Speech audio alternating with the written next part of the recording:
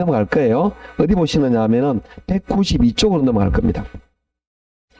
거기 펼쳐 놓으시면 건너뛰는 거는 안 해도 된다 그랬죠. 다시 말하지만 네, 시험 잘 안 나와요.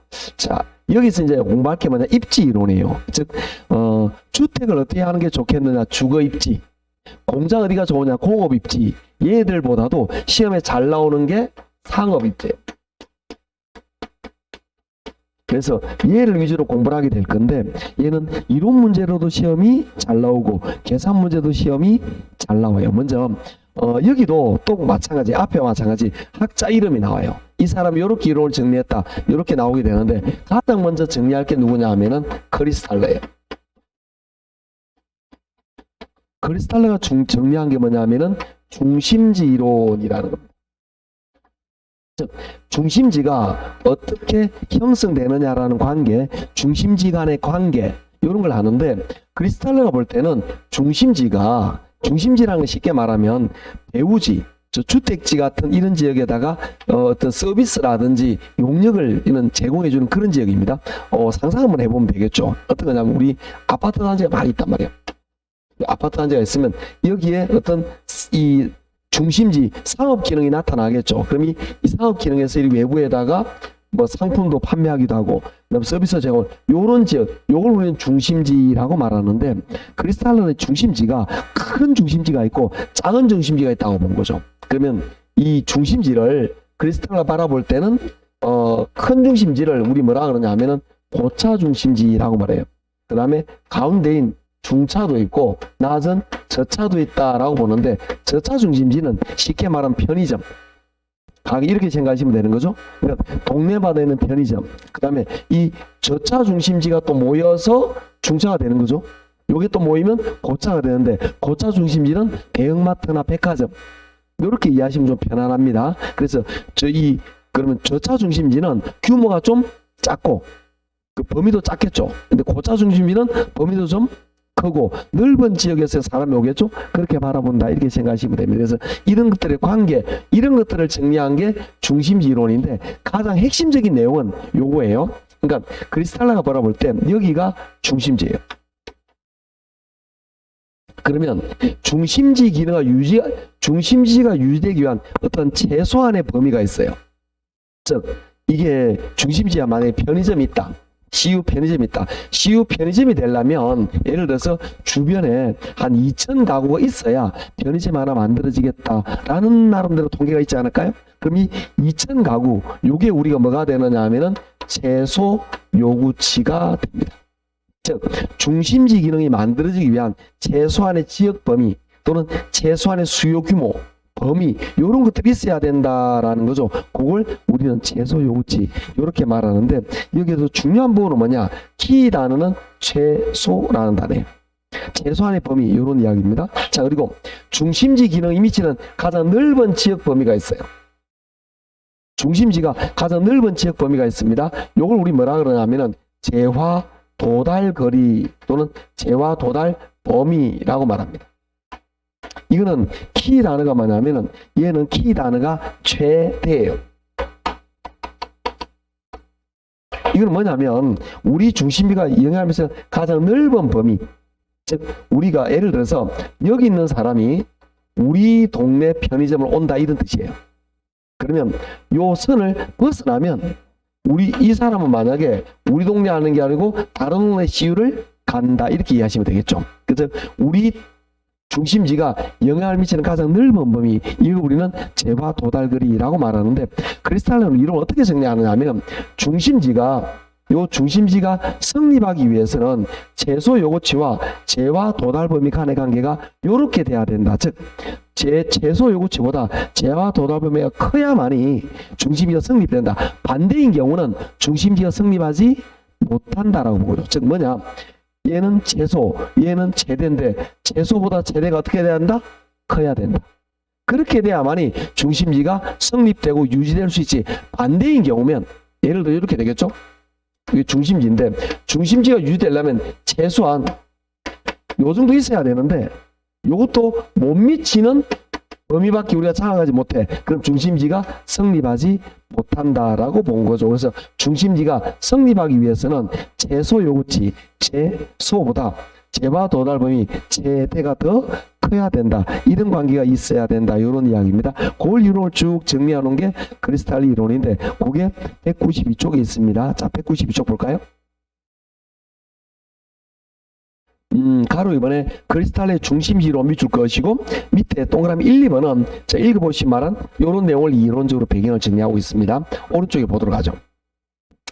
중심지 기능 밑에 기억입니다. 중심지는 제목만 밑줄 미연입니다. 최소 요구치 밑줄 것이고 중심지는 유지하기 위한 최소한의 수요 요구 규모다 밑줄 것이고 최소 동그라미 T끝 재화 도달 범위 밑줄 것이고 중심지가 재화나 서비스를 제공하는 최대한의 범위를 말한다 밑줄 것이고 최대 동그라미 최소 최대가 키 단어입니다. 판매량이 0이 되는 범위 이 말은 이 범위까지 우리 판매가 있고 요거 넘어가면 판매가 0이 된다 이 뜻입니다.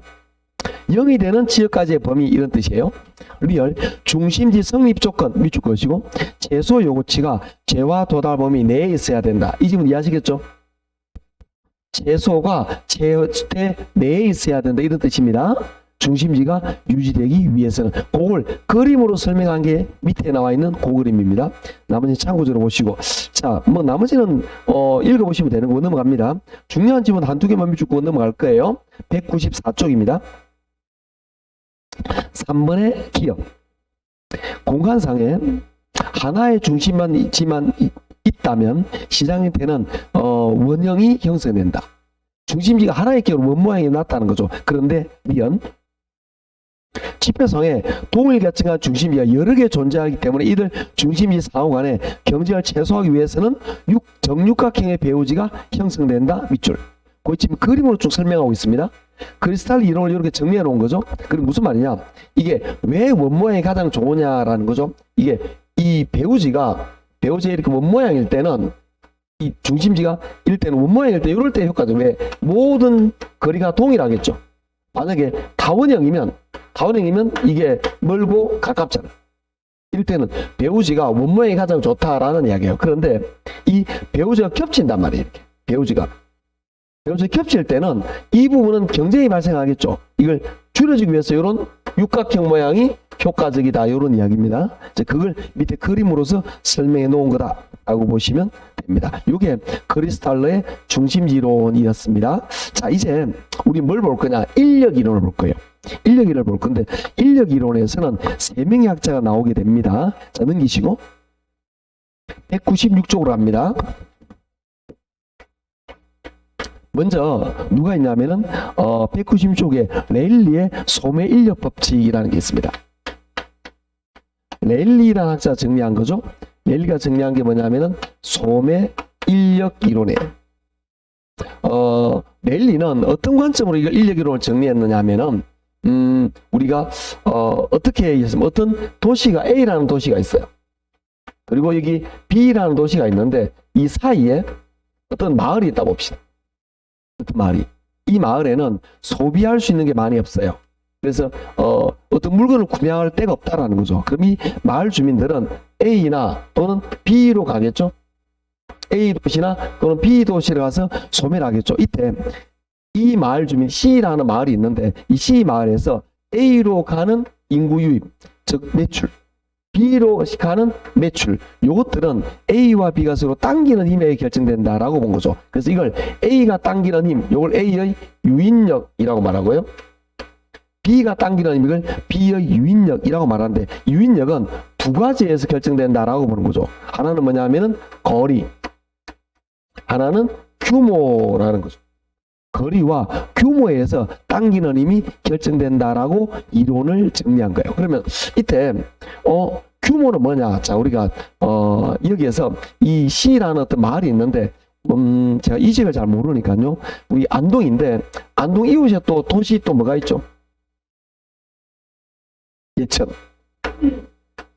안동 예천 사이에 어떤 마을이 있겠죠? 뭐라고요? 군산. 분산요. 이따 치고 풍산 이따 치고 이런 마을이 있습니다. 여기는 예를 들어 대형마트가 없어요. 그래서 우리가 담배 사는 정도 수준이 아니고 예를 들어서 쇼핑을 하고 싶은 거죠. 아이고 우리 아버님이 추우신데 잠바 하나 사드려야지 이런 느낌. 백화점 가서 대형마트 가서 이때 여기는 그 위에 살 데가 마땅치 않은 거예요. 그러면 안동에 가거나 예천에 가겠죠. 그런데 첫째 규모에 따라가는 거죠. 안동과 예천의 규모가 어디가 크냐? 이해하시죠? 규모가 큰 도시에 가는 게 쇼핑이 더 편해지겠죠. 그래서 규모에 비례한다라는 거죠. 규모 큰 도시에 간다는 거죠. 그러면 규모만 따지면 우리나라 제일 규모 큰 도시는 서울이죠. 잠바는 사람 서울 가냐고? 아니라는 거죠. 그 다음 중요한 건 뭐냐? 거리라는 거죠. 규모도 중요하지만 거리도 누가 가깝느냐? 가까운 곳에 갈 구매를 결정하겠다라는 거죠. 그런데 거리는 가까울수록 가겠죠. 그래서 거리에는 반비례합니다. 자, 이 식은 이렇게 된 거예요. 이는 어떻게 된 거냐면은 규모에는 뭐 하느냐? 비례합니다. 거리에는 뭐 한다? 반비례한다. 이걸 식으로 만들어내 놓은 겁니다. 이때 유인력의 크기는 규모와 거리의 결정이 나는데 누가 더 중요하냐? 거리가 더 중요해요. 그래서 거리에다가 제곱을 합니다. 이게 유인력 공식이에요. 이렇게 해서 유인력이 결정된다라고 레일리는 바라본 거죠. 자, 레일리론은 굉장히 그래서 합리적인 면이 있습니다. 이렇게 된다라는 거. 자, 그러면 요 레일리론을 좀 정리를 할 건데 그게 196쪽에 나와 있습니다. 190쪽에 보시면 가로서 한번 레일리의 소매인력 법칙 밑줄 것이고 동그라미 2번 그건 뉴턴의 만류인력 법칙을 응용한 겁니다. 자, 두 번째 줄에 밑줄 긋습니다. 두 물체의 질량에 비례하고 거리의 제곱에 반비례한다 밑줄. 이게 만류인력인데 질량 대신에 규모를 집어넣으면 됩니다. 질량, 크기, 무게 이런 것들이죠. 그러니까 요거 대신에 규모 이걸 집어넣으면 되고요. 거리의 제곱에 나머지 똑같죠? 거리의 제곱에 반비례한다. 이렇게 보는데 요게 당기는 인력이라는 거죠. 이 뉴턴은 어떤 관점으로 바라보느냐 하면은 행성간, 이 우주의 행성간의 힘이 질량과 거리에서 결정된다라고 정리한 거예요. 그걸 여기다 접목한 거예요. 느낌 아시겠죠? 이렇게 됩니다. 그래서 이 내용은 요 둘에서 결정된다. 좀 이따 계산 문제는 풀어보면 좀 쉽습니다. 좀 이따 계산 문제는 풀어볼 거예요. 그러면 보다 더 이해가 더 잘 갈 수도 있습니다. 이렇게 딱 정리하시면 되는데, 그래서 레일리는 소멸력 법칙을 이렇게 정리했습니다. 그런데 레일리 이론이 굉장히 획기적이고 정말 발전적이면서 충분히 가능한 거예요. 그런데 단점이 있습니다. 어떤 단점이 있느냐 하면은, 자, 레일리는 이 이론을 정리할 때, 이 유인력은 책에 있는 공식보다도 요 공식이 더 유용할 수 있으니까 나중에 이걸 적어 놓는 것도 괜찮은 방법 중에 하나입니다. 저는 책에 있는 공식 이대로 알고 요 공식을 쓸 테니까 계속. 자, 그러면 레일리가 어떤 단점이 있느냐? 단점 없어 보이는데 괜찮은데요? 첫째, 레일리는 이렇게 정리해 보죠. 두 도시 사이에 레일리가 살아가는 시대는 교통 환경이 철도였어요.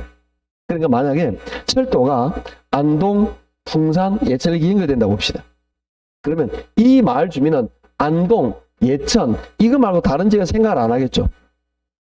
요 동네에 만약에 여기에 가면은 이렇게 좀 그림을 지만 요렇게 가면 구미가 있어. 생각을 안 해. 왜? 철도 노선이 아니니까. 그럼 그 레일리가 정리할 때는 이 철도가 교통의 중심이었다라는 거죠. 그러니까 이 철도 축을 벗어나는 걸 생각을 못 하는 거죠. 그러니까 두 도시라고 이론을 정리했습니다. 그런데 교통이 발달하면서 두 도시가 아니라 금방 같은 구미 이런 세 도시가 될 수도 있잖아요. 근데 가능한 데에는 두 도시랑 딱 못을 박아버린 거다. 아시겠죠? 그런 단점이 있었어요. 두 번째 단점은 뭐냐? 자, 지금은 단순히 규모와 거리만 생각했습니다. 자, 거리를 볼게요. 안동과 예천이 규모, 거리가 비슷합니다. 예를 들어서 규모도 비슷하고 거리도 비슷해요. 그럼 이 마을에서 이 둘의 가는 거리가 동일해야 되죠. 비율이 유닛이 비슷해야 되는데 왜? 레일리는 금방 말했듯이 무중력을 가정한 거예요.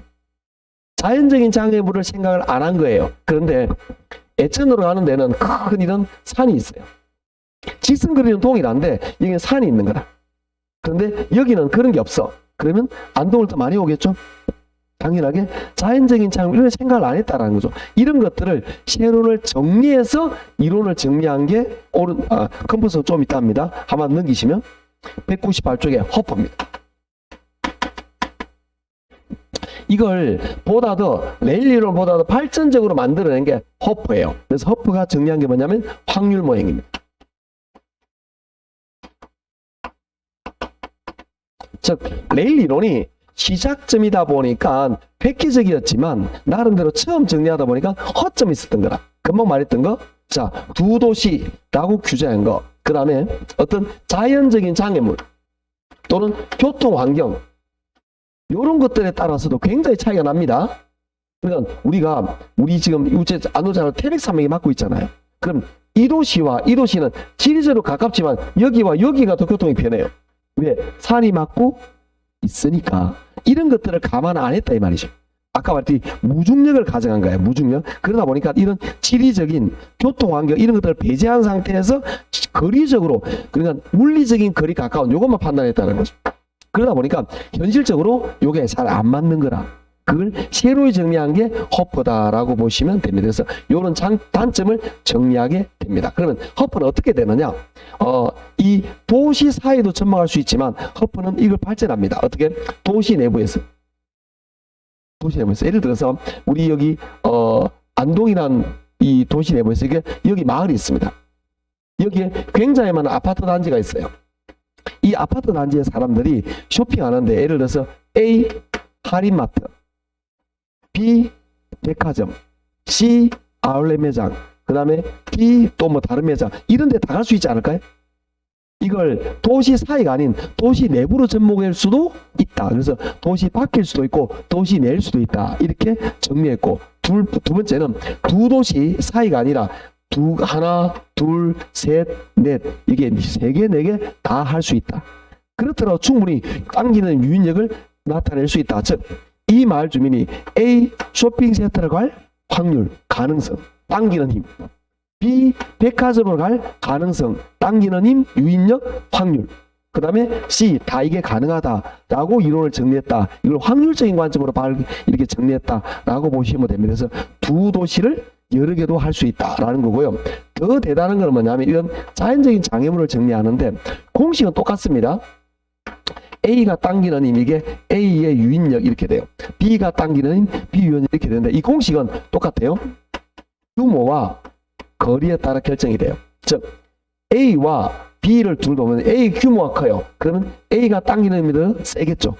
그 다음에 거리 A, B 중에서 거리가 A가 가까워요. 그럼 A로 가는 확률이 더 높아지겠죠. 그런데 이 거리에서 자 이제 상상을 합니다. A와 B의 규모와 거리가 비슷해요. 그러면 이 마을 주민이 A와 B로 가는 확률은 비슷하겠죠. 그런데 B는 자연적인 장애물이 많아. 즉 B로 가는데 보면은 교통 환경이 안 좋고 그 다음에 산맥이 막고 있고 그 다음 뭔가 커브고 막 그래요. 그런데 A는 교통이 좋고 주차도 좋아요. 그럼 B보다 A를 더 많이 가겠죠. 이런 것들을 허퍼가 정리했는데 그걸 뭐로 정리하느냐 하면은 마찰 계수라는 수치를 적어 놓습니다. 자연적인 장애물 그 다음에 이런 것 즉 어떤 느낌이냐면 여기는 이 제곱이 딱 정해지는 상수인데 이걸 1, 2, 3 여기 마찰 계수를 1이나 2나 3이나 4로 다양하게 넣을 수가 있다. 즉 자연적인 장애물 그 다음에 교통환경 이런 것들에 따라서 마찰 계수를 높거나 낮게 적용해서 이걸 편안하게 계산하게 만들었다라고 이해하시면 됩니다. 보다 더 발전적이었다라는 거죠. 쉽게 말하면 이론을 보다 더 발전시켰다 이렇게 되는데 공식은 똑같아져요. 공식은 이렇게 유사해집니다. 왜 똑같아져 버리냐면은 여기서 제곱이고 마찰 계수인데 우리 시험에 지금까지 이 허퍼 이론이 나오면서 마찰 계수 전부 다 2로 나왔어요. 2로 나오면 공식이 어때요? 똑같죠? 그러니까 이론적으로 굉장히 발전적이에요. 진짜 차이가 많이 나요. 그런데 계산 문제를 보면 고놈이 그래서 계산 문제 나오면 차이가 없어요. 걔는 유사하다고 생각하시면 됩니다. 2개짜리냐 3개짜리냐 그 차이밖에 없어요. 계산 문제가 나오면 이론적으로 굉장히 발전합니다. 왜 이론적으로 발전하느냐 하면 우리 이렇게도 표현합니다. 레일 2를 결정의 관점으로 보는 거죠. 즉 무슨 말이냐, 이 마을 주민에 내가 만약 여기 살아요. 나는 항상 안동으로 가겠죠. 여기 살아요. 한달 어디로 가죠? 예천 가겠죠. 반팅 한다면. 그런데 여기는 여기 산다고 해서 항상 A로 가느냐? 안 해요. 예를 들어서 A와 A가 당기는 힘이 30이고 B가 당기는 힘이 10이잖아요. 70이잖아요. 그러면 여기 있는 사람의 30%는 여기, 70%는 여기 이런 의미도 되지만 또 개인적으로 생각하는 거죠. 어떻게 되냐? 내가 여기서 쇼핑을 할 때 여기 3번 가면 여기 1포건 이런 느낌, 개인적인 것도 확률로 나타날 수 있다는 거죠. 그러니까 이론이 더 발전됐다 이런 뜻이 되는 거예요. 쉽게 말하면 그런 것들인데 계산 문제 풀면 별 차이가 없어요. 그래서 왜 그러냐면 이론적인 배경이 비슷하니까 계산 문제는 별 차이가 나지 않는다 이렇게 생각하시면 됩니다. 자, 그 다음에 이제 아까 넘어간 게 있습니다. 흘리고 지나가는 게 누구냐면은 컴퍼스예요. 컴퍼스가 전개한 게 분기점 모형이라는 건데 레일 이론을 좀 더 간편하게 계산하는 방법이에요. 얘는 지금 언급을 안 할 거예요. 그냥 다음 순환 때 언급할 겁니다. 뭐 공식이 있긴 한데 뭐 공식 몰라도 됩니다. 여하튼 이렇게 이루어진다. 허프 이론을 좀 보도록 할게요. 컴퍼스의 분기점 모형이 어디 있냐면은 197쪽에 있습니다. 그래서 197쪽에 컴퍼스의 상권 분기점 모형, 요거는 다음에 합시다. 얘는 시험에 잘 나오긴 해요. 근데 이거는 너무 시간이 많이 오버되니까 다음에 하고 넘어가도록 합시다. 198쪽에 198쪽에 볼게요. 가로 5번 허프의 확률적 상권 모형 밑줄. 동그라미 1번입니다. 레일리와 컴퍼스의 소멸력 이론들은 단지 두 지역 간의 상호작용만을 설명하지만 허프의 모형은 다수의 배우지 간의 적용이 가능하며, 이 질문 이해하시겠죠? 2개가 아니고 여러 개 된다 그랬잖아요. 그거 말합니다. 중력 이론을 토대로 대도시의 쇼핑 패턴을 결정하는 확률 모형을 제시했다. 그래서 이걸 좀 대도시의 어떤 상권 점유율, 확률의 관점으로도 정리했다 이렇게 보시면 됩니다. 동그라미 2번 끝에 첫 번째 것입니다. 한 지역 간의 각 상점의 시장 점유율을 간편하게 추산할 수 있다. 이 지역에서 백화점의 점유율, 이마트의 점유율 이런 것들을 간편하게 추산할 수 있다. 이런 이야기입니다. 동그라미 3번 두 번째 줄 중간에 소비자가 특정 지역의 쇼핑센터에 갈 확률은 기업 소비자의 행세지의 거리, 경쟁하는 쇼핑센터 수, 그 다음에 센터의 크기 이런 것들, 거리, 규모, 크기 이런 것들로 가지고 경제협체 이런 것들로 다음식으로 간편하게 계산할 수 있다 해서 공식을 만들어 놨어요. 근데 공식이 너무 복잡해요. 그래서 저는 요 공식을 쓸 겁니다. 그걸 간단하게 만들어, 같은 말이에요. 간단하게 만들어 놓은 건데 요걸 나타낸다라는 겁니다. 이 공식은 실제로 좀 이따 계산 문제를 풀어볼 겁니다. 자, 동그라미 4번에 공간 마찰 계수, 요거 기억 비준입니다. 공간 마찰 계수 값을 얼마로 정하냐 문제가 된다. 이 값은 시장의 교통 조건과 쇼핑센터 물건의 특성에 따라 달라지는 값이며 먼저 계산될 값이다. 2번 교통 조건이 나쁠 경우 마찰 계수는 커지게 된다. 교통 조건, 자연적인 장애물 이런 것들 교통 마찰 계수로 지정한다. 이런 이야기입니다. 이거는 내가 몰라도 돼요. 문제에서 계산 문제를 주니까. 자, 이게 실제 시험 문제 어떻게 나올지 궁금하죠? 안 궁금해도 푼다 그랬는데, 자, 신나게 넘어가셔가지고 쭉 넘어갑니다. 568쪽으로 넘어갑니다. 568쪽에 14번을 봅니다. 이게 요게 568쪽 쪽은 몇 인지 알죠 우리? 30회 3개월 전에 시험 문제를 34회를 이렇게 40분 다 실어 놓은 거죠. 그 중에 14번을 봅니다. 레일리의 소매 중력 모형 반갑죠? 레일리잖아요. 얘가 시험에 나온 거지. 왜? 언제? 바로 얼마 전에. 그걸 풀어보자 이 말이죠. 어떻게 나왔지? 레일리의 소매 중력 모형입니다. 자, 무슨 말이냐? 이 이론은 계산 문제로 시험에 잘 나와요. 이론 문제가 나오는 경우도 있지만 계산 문제가 대부분이에요. 작년에는 얘가 나왔어요. 재작년에는 얘가 나왔어요. 재작년, 재작년, 재작년. 나 헷갈려버렸네.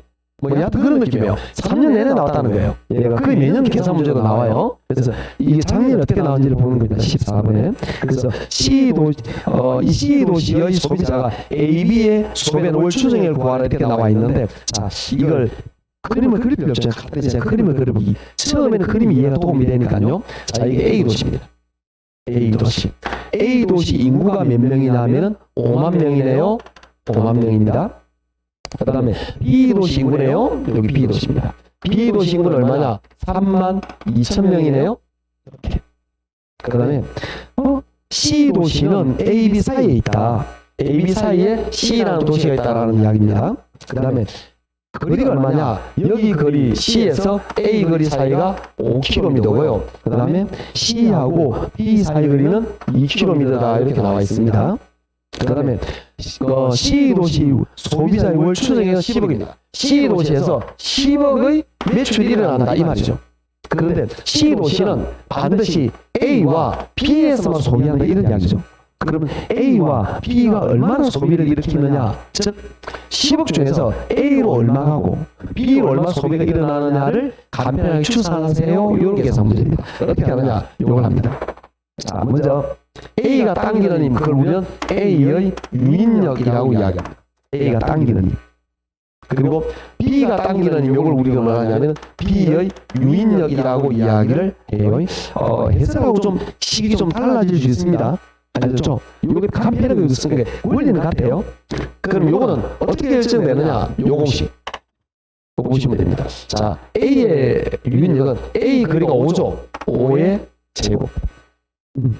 분자에는 규모. 규모는 크기 또는 인구 규모 또는 면적입니다. 여기는 인구 규모, 요게 규모입니다. 5만. 이렇게 하시면 돼요. 자, B도 똑같이 적용을 합니다. B 거리가 2km죠. 2의 제곱. 이렇게 놓은 다음에 분자에는 규모가 32,000이죠. 그죠? 요걸 이제 계산하시면 될 거예요. 요렇게 할 건데, 요거 주의할 건 우리 공부한 지 오래됐잖아요. 요걸 5, 2, 10 이렇게 해버린다고.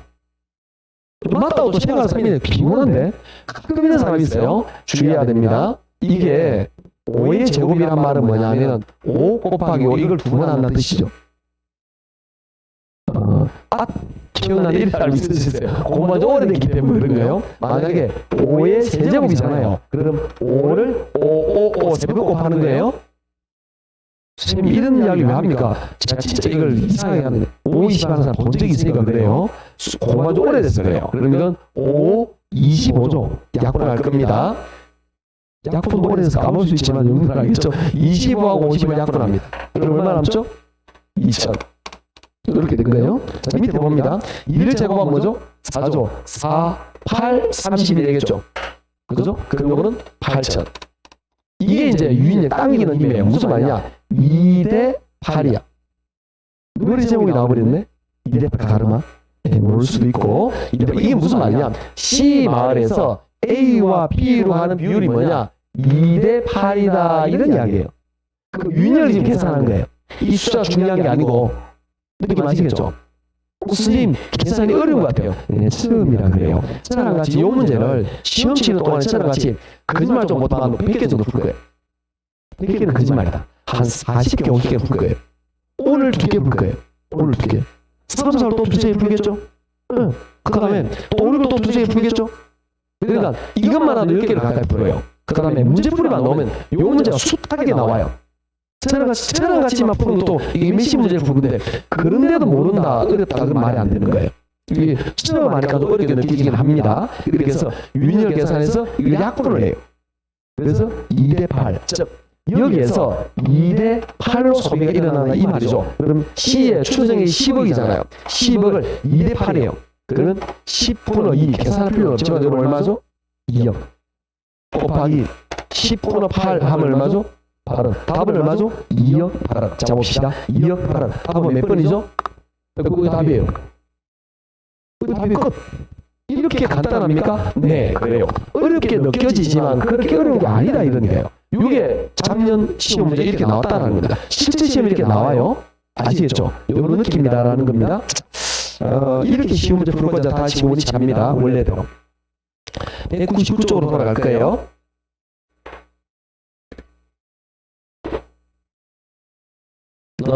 작년 문제는 아니지만 199쪽에 예제 문제 볼게요. 이거는 오른쪽 끝에 볼게요.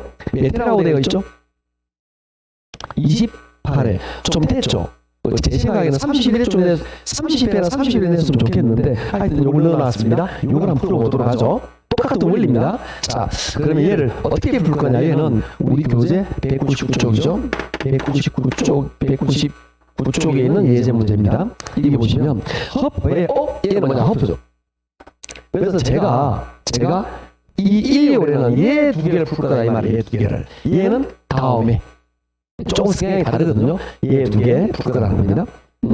X제곱에 할인 A를 방문할 확률과 월 추정액을 구하세요. 이렇게 나와 있습니다. 자, 먼저 X제곱의 주민이 4,000명입니다. 자, 뭐 어떤 느낌이냐? 그림을 간단하게 우리가 요거 이제 다 이해했으니까 채워도 되겠죠, 제가. 네, 요거 다 이해해서 공식도 뭐 요거 뭐 똑같은 요 쪽만 그럼 지우겠습니다. 요건 냅두고요. 요 공식 모르니까 냅두고. 자, 그러면 지금 이 199쪽입니다. 요거 199쪽에 예제 문제. 이 기여 지역이 뭐냐면 이 X지역이에요.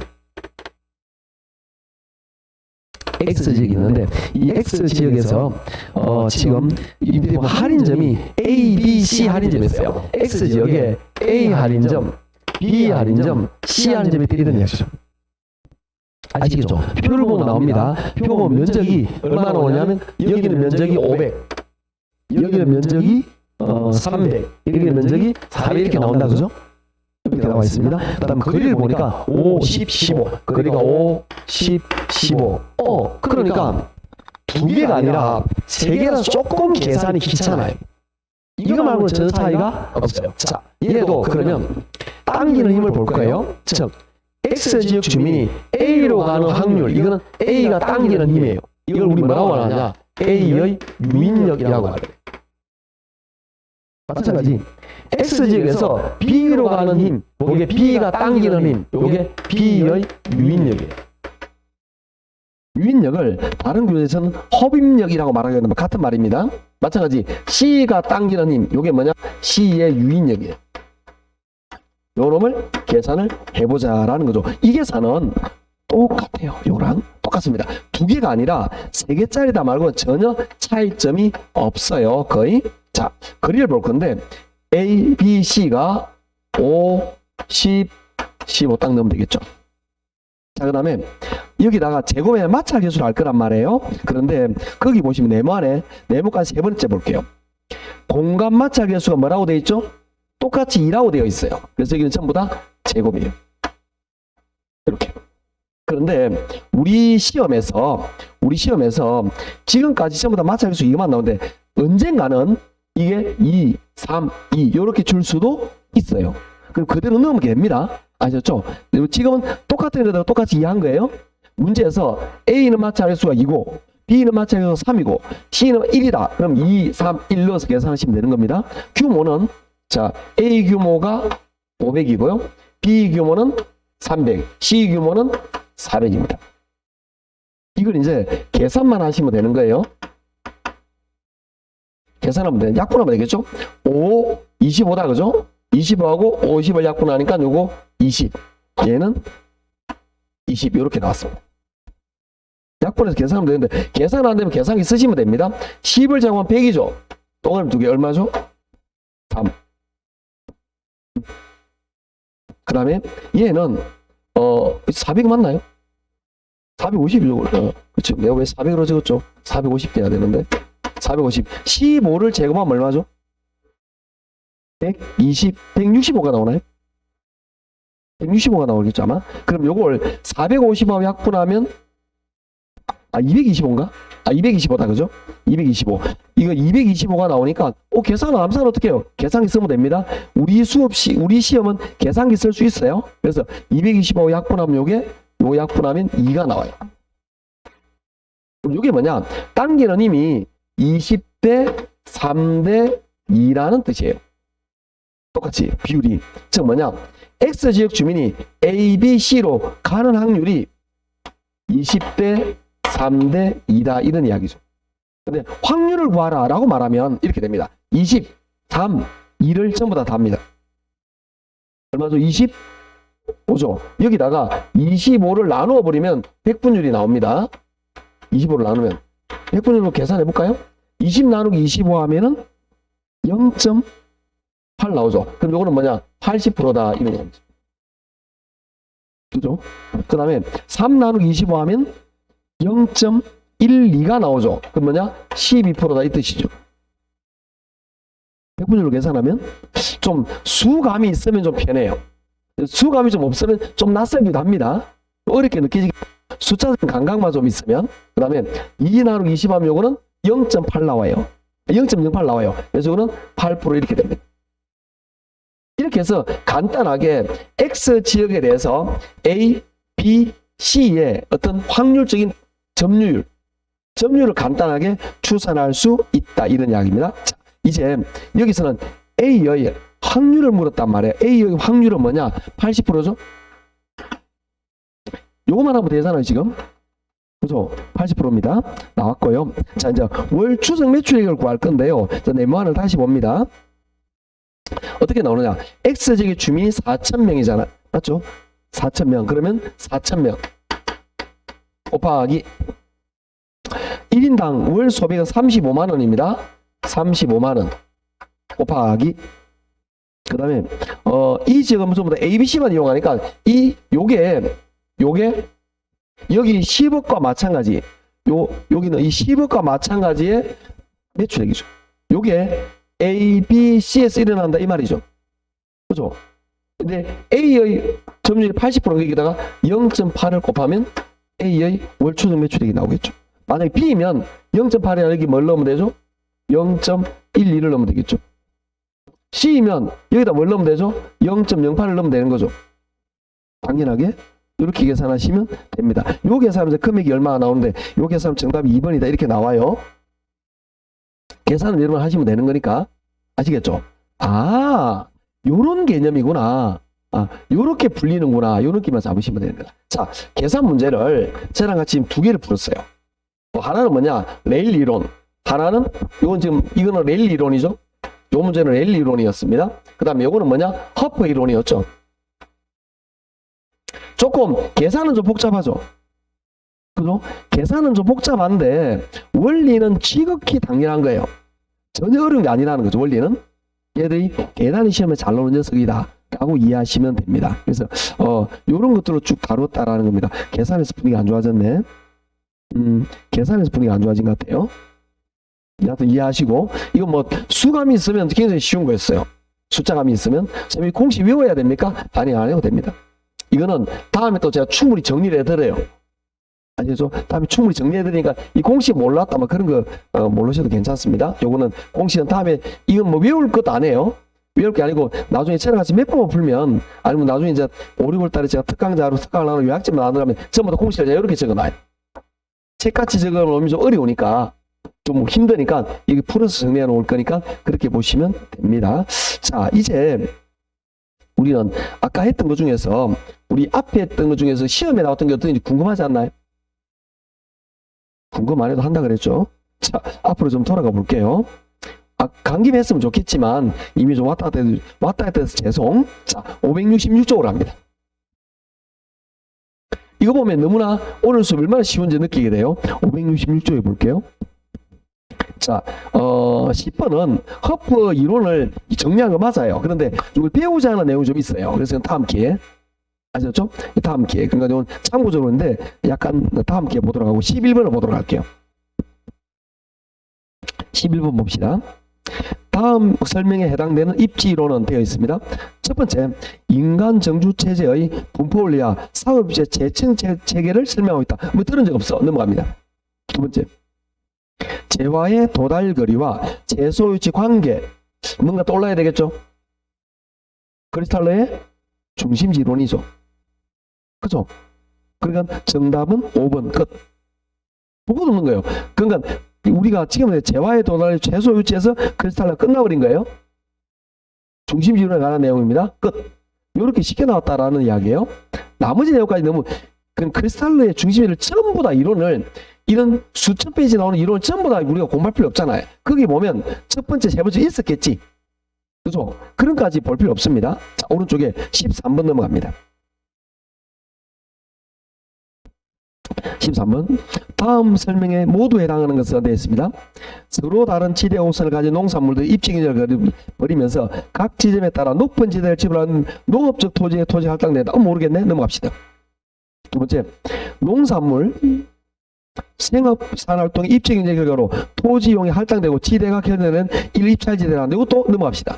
문제 없으니까. 세 번째, 중심지에 가까울수록 집약농업이고 외가올수록 조박농업이다. 자, 아까 배운 거 떠올리셔야 되겠죠? 정답은 1번입니다. T 내내 위치지대가 되는 거예요. 이건 11번과 13번이 시험에 굉장히 잘 나오는 내용이긴 한데 지문이 옛날 스타일이 아니에요.